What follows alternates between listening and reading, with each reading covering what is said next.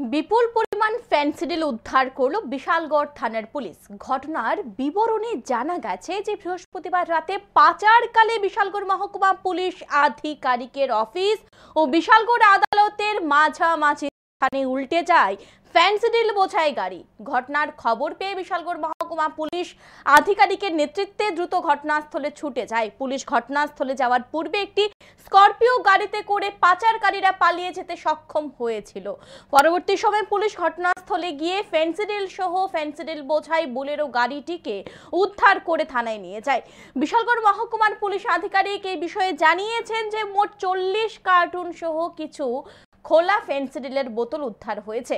ঘটনাস্থলে কাউকে পাওয়া যায়নি। ফেনসিডিল বোঝাই গাড়িটি দুর্ঘটনার কবলে পড়ার পর পাচারকারীরা পালিয়ে যায়।